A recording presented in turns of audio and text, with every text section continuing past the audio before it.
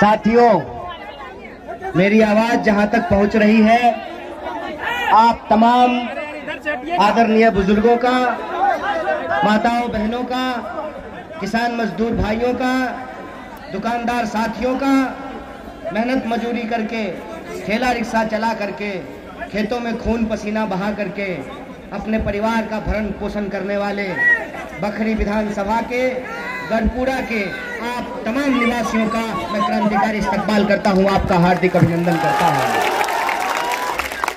दोस्तों, कल मेरी तबीयत खराब हो गई थी और मुझे लग रहा था कि शायद आज हम अपनी बातचीत आपके बीच नहीं रख पाएंगे, लेकिन मंच पे मौजूद सम्मानित लोगों को देखकर, विभिन्न पार्टी के नेतागण और आपके चेहरे की उम्मीदों को देख करके एक नई जान आ गई है। इसके लिए मैं आपका तहे दिल से शुक्रिया अदा करता हूं।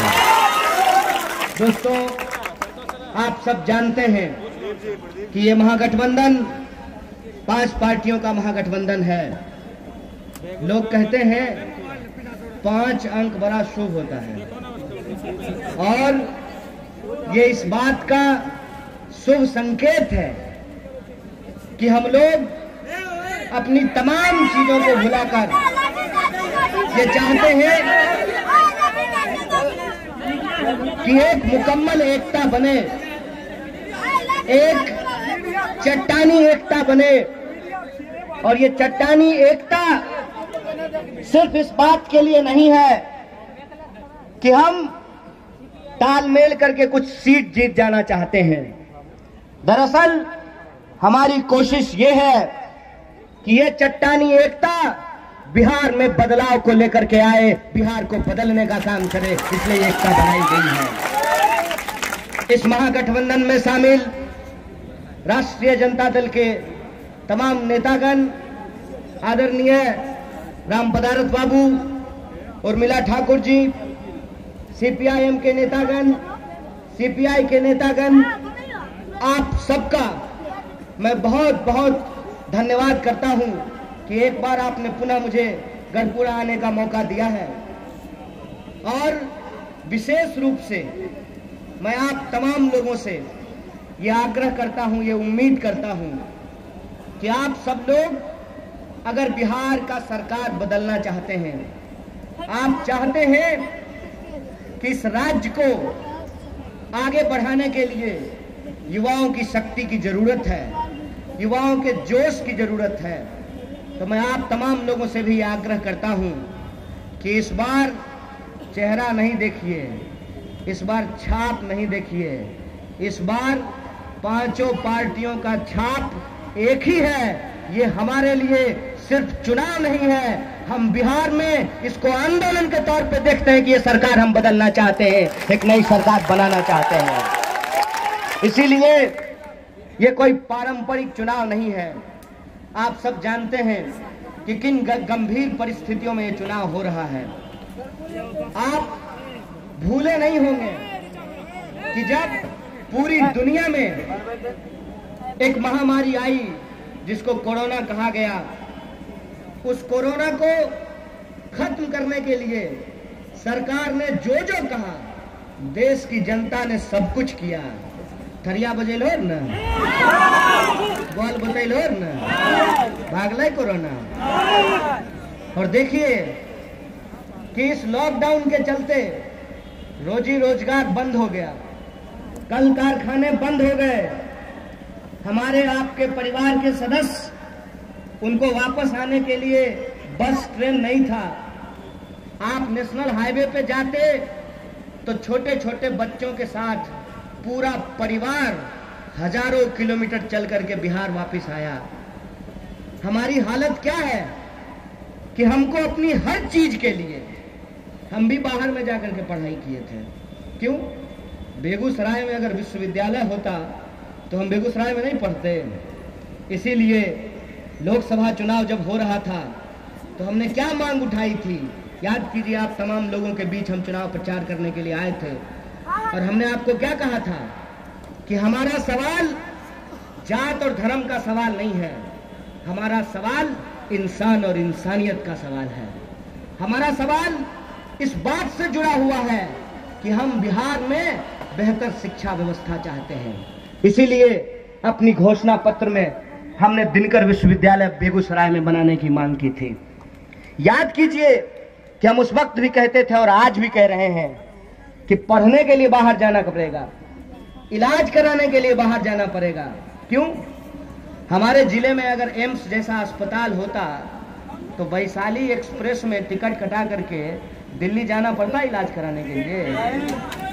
याद कीजिए कि आपको पढ़ने के लिए, इलाज कराने के लिए और रोजी रोजगार के लिए अपना घर परिवार छोड़ करके जाना पड़ता है। अभी तो लॉकडाउन था, हजारों लोग, लाखों लोग वापिस बिहार लौट करके आए और उनके दिल में क्या दर्द था कि अगर काम मिल जाता, अगर व्यवस्था हो जाती की हेड़े नौवीं का दिल्ली बम्बई कलकत्ता रह कर, 10वीं दिल्ली बम्बई कलकत्ता रह कर, ईद बकरीद दिल्ली कलकत्ता बम्बई रह कर, माए बाप जोड़ लोग नहीं दुर्गा मनाते हैं, माए बाप जोड़ लोग नहीं ईद के सेवैयाँ खाते हैं। क्यों हमको घर परिवार छोड़ करके जाना पड़ता है? क्योंकि रोजी रोजगार नहीं है। और देखिए हमारी हालत कि जब बंद हो गए कल कारखाने, लोग वापस लौट करके आए और यहाँ इंतजार किए कि शायद कुछ होगा। दूर से वो भी सुनते थे, विकास का बड़ा बड़ा पोस्टर लगता है, सुशासन के बड़े बड़े दावे किए जाते हैं। जब वापस लौट करके आए तो उनको यह बात का एहसास हो गया कि विकास के इंजन, उसका इंजन फेल हो गया है, उसका मोबिल पलटी करने का जरूरत है। इस बात कहते हैं ना लोग कि तावा पे रखा हुआ रोटी को भी नहीं अलटिए पलटिएगा तो रोटी जल जाता है। रोटी बनाए होंगे ना, माँ जो है घर में रोटी बनाती है ना, घर में पिताजी रोटी बनाए होंगे कभी, तो बिना पलटे जो है रोटी भी जल जाता है। और जो वादे हमसे किए गए थे उसकी हकीकत लोगों के सामने आ गया। क्या थी हकीकत? कि कोई क्वारंटाइन सेंटर नहीं था। सरकार ने कहा कि हमारे पास खिलाने के लिए अनाज नहीं है, आपके पास उड़ाने के लिए हेलीकॉप्टर है, लेकिन खिलाने के लिए अनाज नहीं है। और अस्पतालों की हालत यह थी कि एक बेड पे लाश पड़ी हुई है और दूसरा इंसान जो जिंदा है अपनी जिंदगी और मौत से जूझ रहा है, पानी का बोतल हाथ में पकड़े हुए हैं। ये तस्वीर आपने देखी थी कि नहीं देखी थी? पूरा बिहार को पूरा देश देख रहा है कि कोरोना के इस दौर में, लॉकडाउन के इस दौर में सरकार ने जो हमारे साथ छलावा किया, विकास और सुशासन के नाम पे जो हमारे साथ धोखा किया, क्या बिहार की जनता उसको पटकनी देती है कि नहीं देती है? बोलिए, दीजिएगा कि नहीं दीजिएगा? अब की बार बदलाव जरूरी है और इस बार इसीलिए हमारा संकल्प है कि सीट की संख्या हम नहीं देख रहे हैं, किस पार्टी को कितना सीट मिला, ये नहीं देख रहे हैं कि नेता कौन बनेंगे, ये देख रहे हैं कि बिहार की जनता के लिए नीति क्या बनेगी। उस बात के लिए हम लोग संघर्ष कर रहे हैं। और इसीलिए माननीय प्रधानमंत्री जब आए बिहार तो फिर से हम लोगों को कश्मीर ले जाने का प्रयास कर रहे थे। ऐसा है, कश्मीर से ही तो पैदल चल करके बिहार आए थे जब रोजी रोजगार बंद हो गया तो। और वही पंजाब, हरियाणा, दिल्ली, उत्तर प्रदेश होते हुए बिहार आए थे। उत्तर प्रदेश के मुख्यमंत्री जी आए और बड़ा बड़ा भाषण दे करके गए। एक कहावत है ना, अपन उपाय ने सूरदास बरतो। अपना राजकाज संभाल नहीं रहा है, हम लोगों को आकर के ज्ञान दे रहे हैं। साहब, कान खोल करके सुन लीजिए, ये बिहार की जनता है और बिहार का इतिहास ये है कि हम जब जब आते हैं अपने पर, तब तब लोगों के दांत खट्टे करते हैं, उनको छक्के छुड़ाते हैं। याद कीजिए, जब अंग्रेजों को लगता था कि हम ये देश छोड़ करके नहीं जाएंगे, तो 1942 के भारत छोड़ो आंदोलन में बेगूसराय की जनता ने पूरे देश कर दिखाया था कि आंदोलन कैसे किया जाता है।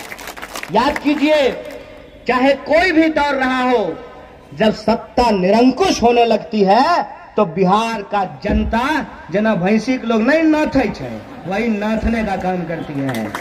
इस सरकार को जो गुमान हो गया है कि कोई इसको पलट नहीं सकता है, कोई इसको बदल नहीं सकता है, आप तमाम लोगों को यह संकल्प लेना पड़ेगा कि अगर इस देश के नेता अपने बारे में सोचते हैं, हमको भी अपने बारे में सोचना पड़ेगा, अपने बाल बच्चों के बारे में सोचना पड़ेगा। बोलिए, सोचिएगा कि नहीं सोचिएगा? संकल्प लेते हैं कि नहीं लेते हैं? सरकार बदलना है ना? मसुआए गेलो हो, मसुआइए नहीं। हम आपके साथ एक नारा लगाना चाहते हैं। हम कहेंगे जय हिंद, और आप इतनी जोर से बोलिएगा जय भारत कि दिल्ली की सत्ता हिलनी चाहिए। बोलिए, हिलेगी कि नहीं हिलेगी? जय हिंद, जय हिंद। हम कहेंगे जय बिहार, आप कहिएगा तय महागठबंधन। जय बिहार, जय बिहार। ये बिहार के मान सम्मान की लड़ाई है, और हमारा मान सम्मान ये कहता है कि अगर आप हमसे धोखा कीजिएगा तो आपको सबक सिखाने का यही मौका है। इप्टा एक गाना गाती है, फिर आया वो वक्त पुराना, सबको सबक सिखाएंगे, हंसुआ बाल पे बटन दबाकर अपना वोट गिराएंगे। ये बात आपको अपने दिमाग में रखना होगा। जब आप 3 तारीख को मतदान करने के लिए जाइएगा तो 1 मिनट खड़ा होकर के सोचिएगा कि हम ये मतदान क्यों कर रहे हैं।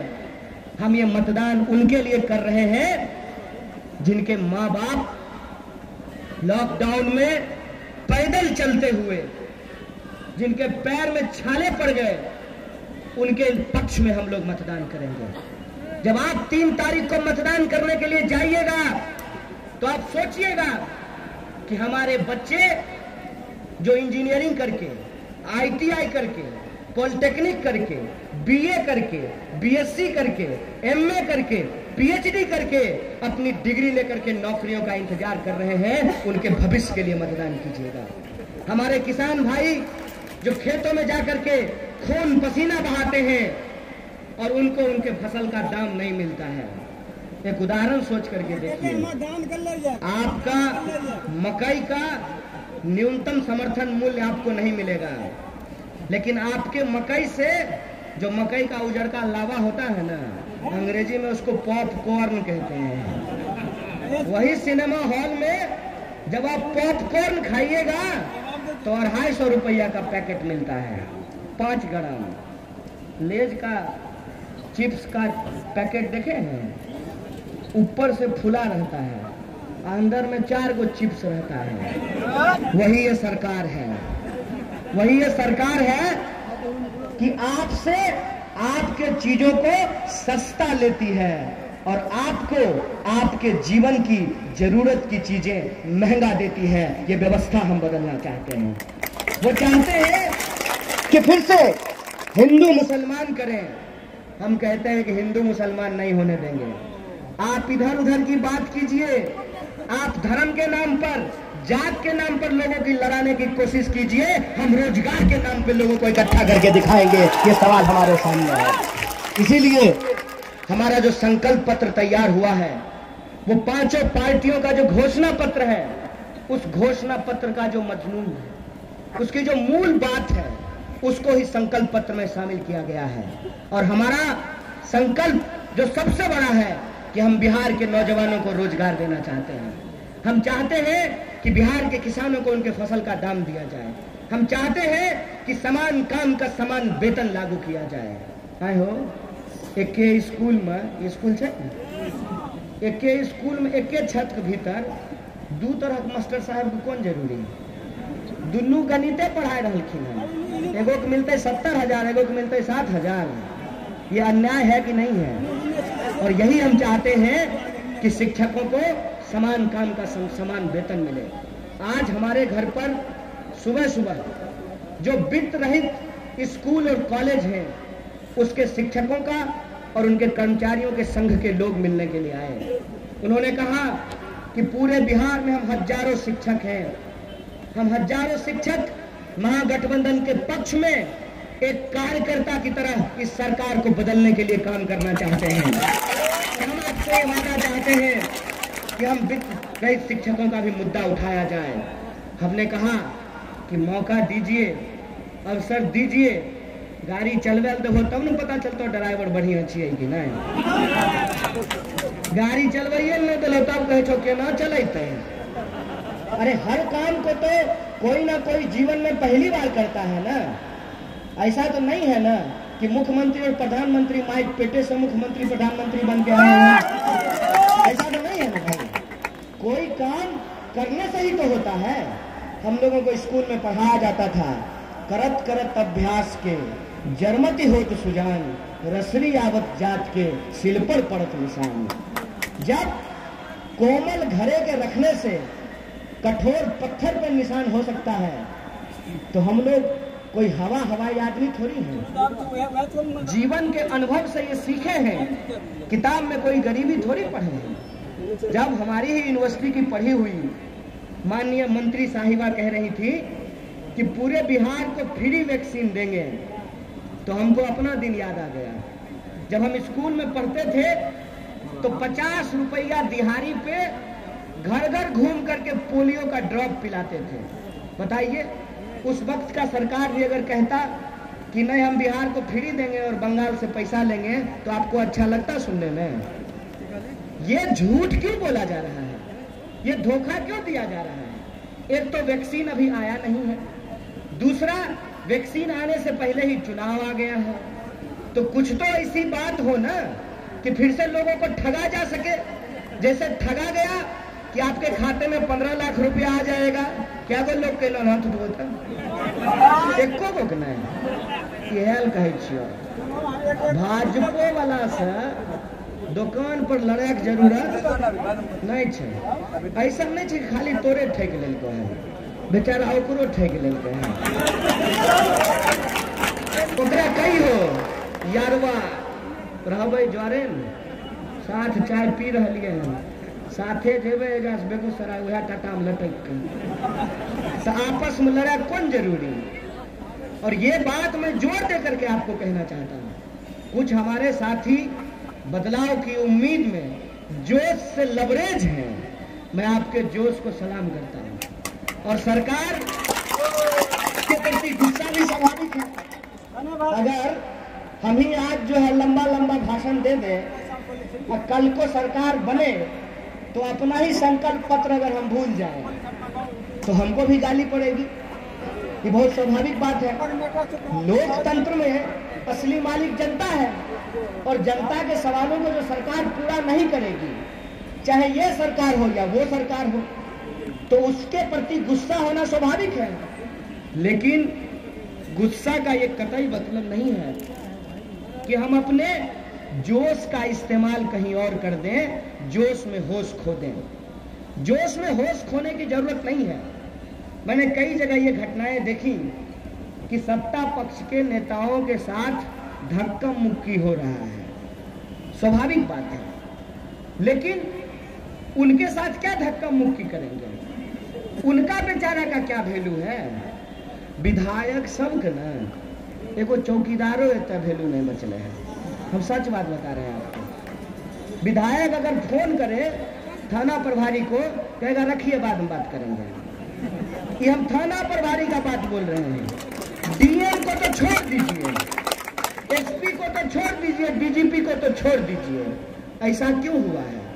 ऐसा इसलिए हुआ है कि जब विधायक जनता से वोट लेकर के अपना ईमान बेच देते हैं तो उनका रुतबा चला जाता है। किसी भी लोकतांत्रिक प्रक्रिया में नेता की ताकत जनता होती है, और जिस दिन नेता जनता से कट जाए उस दिन ब्यूरोक्रेसी उसका सुनना बंद कर देती है। और यही स्थिति आज जनप्रतिनिधियों की हुई है, क्योंकि नेता को जनता अपने आंख से देख रही है कि कैसे हम वोट देते हैं, और चुन करके जब जाता है तो पटना पहुंच करके, दिल्ली पहुंच करके कोना कोना खेलना शुरू कर देता है। आप देखिए कि कैसे चुने हुए विधायकों को कैदी की तरह बस पे बिठा करके इस होटल से उस होटल घुमाया जाता है। इसीलिए जब आज हम आपके बीच आए हैं तो पूरी जिम्मेवारी से ये बात कह रहे हैं कि अगर आप सूर्यकांत जी को जिताइएगा तो कम से कम आपको होटल होटल इनको आप घूमते हुए नहीं पाइएगा।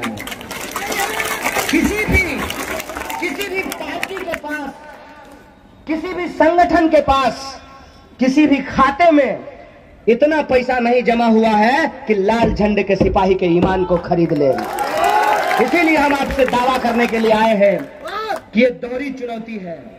पहली चुनौती ये है कि आपको अपने गुस्से का और अपने जोश का होश से इस्तेमाल करना है, और आपको तब तक आराम नहीं करना है जब तक कि 10 तारीख को परिणाम हमारे पक्ष में नहीं आ जाता है। हम देखे छे लड़का सबको बड़ा जोश है, मार मोटरसाइकिल हुरहुरैने, एकदम फेसबुक पर लाइव कईने, सेल्फी खिंचैने, बहुत अच्छी बात है। और ये उत्साह देख करके ही हमने आपको कहा कि मेरी तबीयत खराब हो गई थी, एकदम स्वस्थ हो गए हैं आप लोगों को देख करके। तो ये जोश आप रखिए, लेकिन एक बात याद रखिएगा, चुनाव कई बार युद्ध की तरह होती है।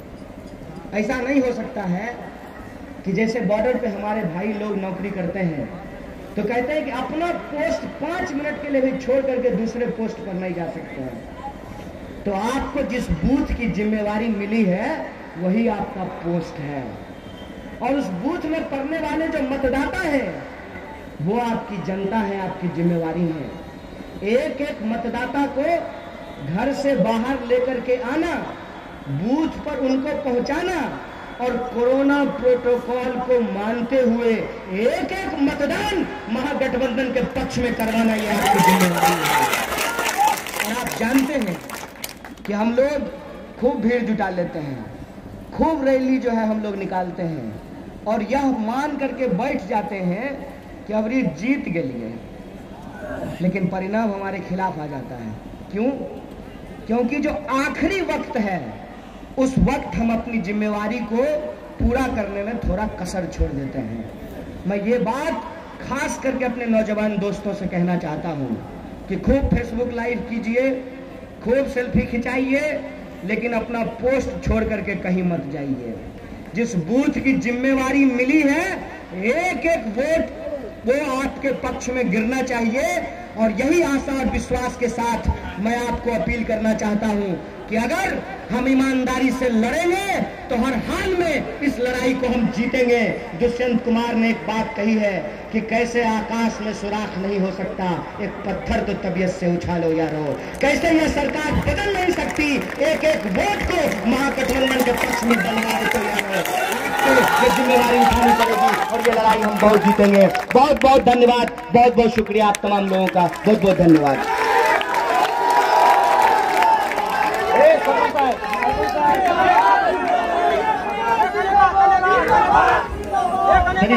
हाथ उठा करके जरा सा